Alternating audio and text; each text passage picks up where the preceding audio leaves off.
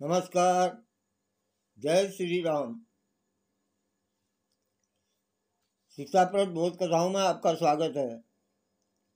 शिक्षाप्रद बोध कथाओं के क्रम में आज की जो बोध कथा है उसका शीर्षक है वाणी से व्यक्तित्व का बोध, यानी वाणी की मधुरता। वाणी से व्यक्तित्व का बोध।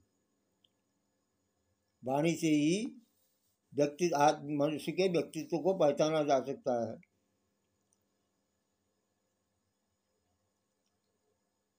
मुरलीधर नाम का एक व्यक्ति जो था, वो व्यापारी था। उसके स्वभाव इतना तीखा था, उसका स्वभाव इतना कठोर था और इतनी तेज गुस्सा था उसको। इस कारण उसके स्वभाव से उसके घर के लोग तंग आ चुके थे। वह हर बात इतने कठोर तरीके से बोलता कि लोगों को चुभ जाती। इस कारण वो व्यापार में भी ऐसी कठोर वचनों का प्रयोग करने लगा, क्रोधित होने लगा। तो उसका व्यापार भी प्रभावित हो गया, व्यापार भी नहीं चलने लगा उसका, क्योंकि बात बात में उसको गुस्सा आ जाता था।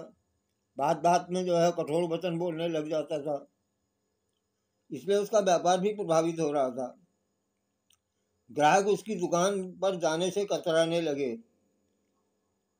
ये डांट फटकार देता है, कटु वचन बोलता है, इसलिए इसकी दुकान में मत जाओ। तो इसलिए लोग भी जो है दुकान जाने से कतराने लगे।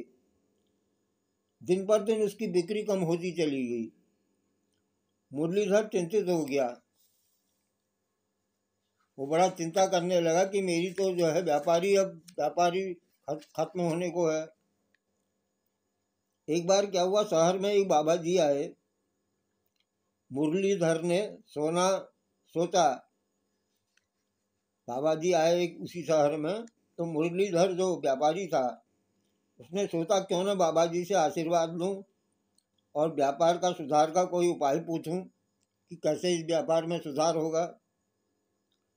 वो सुबह सुबह बाबा जी के डेरे पर, जहाँ बाबा जी रुके हुए थे, वहाँ पहुँच गया। वहाँ पहले से ही बहुत से लोग थे। मुरलीधर को वहाँ खड़े खड़े काफी वक्त लग गया।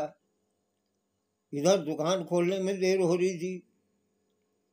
मुरलीधर को गुस्सा आ गया और इस प्रकार जो है वहाँ उपस्थित जो लोग थे उनसे झगड़ा करके पहले जाने का प्रयास करने लगा, बाबा जी से मिलने का। बाबा जी ने उसकी ओर देखा, मुरलीधर की ओर, और उसके स्वभाव को समझने में देर नहीं लगी। बोले, आओ बेटा, पहले तुम आ जाओ, बाकी बात, औरों की बात बाद में सुन लूंगा। मुरलीधर ने बाबा जी के चरण छुए, उन्हें अपनी समस्या बताई।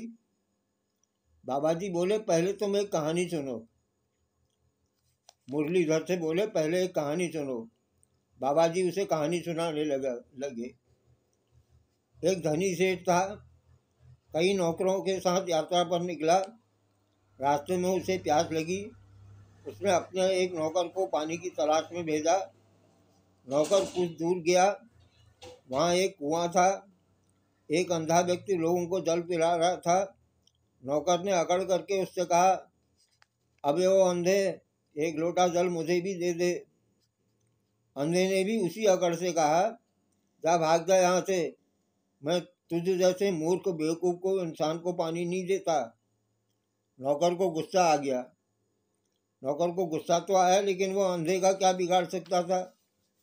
उसने वापस लौटकर सेठ को सारी बात बता दी कि वहाँ एक अंधा व्यक्ति लोगों को जल पिला रहा था और मैंने उससे अकड़ करके कहा, और जो है बहुत कठोर वचन में कहा कि हम पानी दे, जल मुझे भी दे दे, लेकिन उसने नहीं दिया।